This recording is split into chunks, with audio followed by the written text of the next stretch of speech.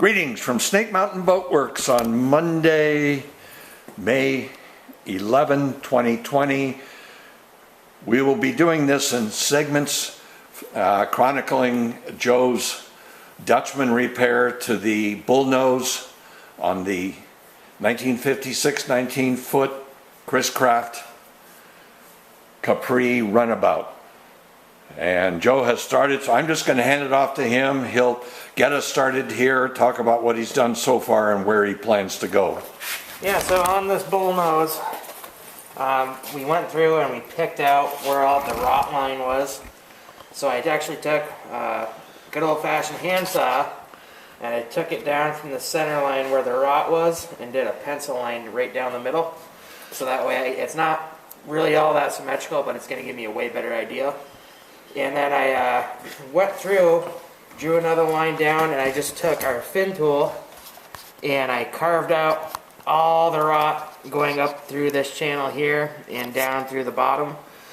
I gotta flatten it out just a little bit more with a chisel, but what I'm gonna do is this plank is we're gonna replace and fix this with a Dutchman here.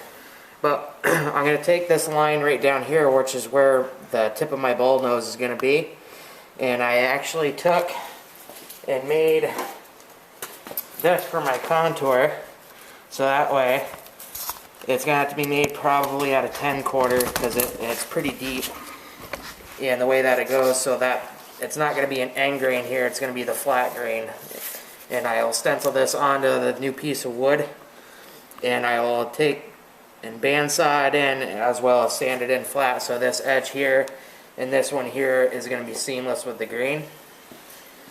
And with this one, we're actually going to end up having to follow the grain for the Dutchman on this one, which will make it kind of complicated. But you can see the grain lines that follow the side of the hull. So what we'll do is come back an inch past the rot, and we're going to follow one of the grain channels, and we will put a new Dutchman in on this piece and get it all back together normal. And the good thing is, with us replacing another of these planks, we'll have some old wood to use for our Dutchman, so the grain and color and everything is really going to be consistent. And then how about the batten behind this plank? Yeah, so the batten behind this plank it's actually pretty punky and rotty. So what we're going to do is we're going to take out this batten to the second frame, and what I'm going to do is I'm going to sister another block where it's going to sit. So that way it's got more than just, half of an inch, so that way I can have 2 screws to hold it in place. And this is only roughly 3/8 of the batten, so the bend really won't be stressful on the wood and we won't have to steam bend it. So that's where we are at this moment. We'll be back with an update when Joe has gotten a little further down the road. So how are we doing, Joe? Not too bad at the moment. Right now I'm just getting the final fitting for it. I gotta do a little bit more sanding, but what's gonna happen is it's gotta be nice up and tight right here. So I'm gonna take and bevel it back a little bit so it almost has an overlap. And I'll do a line right here, and that will give me, I'll give a 1/16 around this curve right here, so that way I can sand it all in and you won't see as many seams. And same thing up here at the top of it. But it's pretty close to being done now. And then it will be CPS on all sides, and then I'll fill it on all my low spots with the Fixo epoxy, and then it will be getting glued into place. And Fantastic. I'm going to be taking a couple screws and screw it into the bullnose right here so I get a really nice tight seam. That's nice. Will you use, what's your go-to glue for this application? The go-to glue for this one like this is going to be Tite Bond 3. And then after it cures, I'm going to go back down through with the stain and mix it with some wood Fixo and hit the seam up so it's all going to blend in and you won't be able to see it once it's all stained and varnished. Good. That's looking great. And then with that plank out of the way, you can see that this batten, which is shot at that end. And then the next one up, because it, as you can see, two of these are broken in essentially the same way, and right here there's a tremendous amount of force on the battens as the planks go by. So we're going to replace both of these, landing the bottom one down here, and the next one up will run to the next frame, so that we don't have joints stacked on top of one another. That just doesn't make for strength. And the second frame up, batten up, will be on this frame here. We'll be back in a while. All right, Joe's been working. We're getting closer.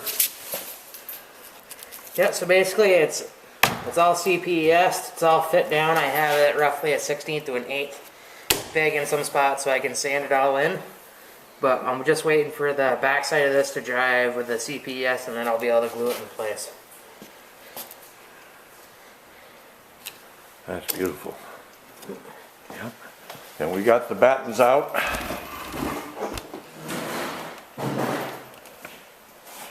And we may have to do a little steam bending here, huh, to get it to... Yeah, it might have to be steam bent just a little bit. Yeah. Well, I found a video online. When I do this, when I process this particular clip, I'll try to remember to put the link on. It's a fella who, he was using plastic tubing, I mean just like saran wrap kind of plastic, drop cloth kind of plastic, but in tubes. And he took a piece like this, like these two battens that have to be steam bent, and you put them inside the tube of plastic, hook the tube of plastic to the steam output of his steam generator, and went ahead and steamed them, and then held them right in place temporarily with clamps until they dried, and then lifted everything off, threw the sheeting away, and he had a perfect fit. I mean, it's just amazing. You'll be amazed when you watch this guy's demonstration of how he does it. All right, keep going, Joe.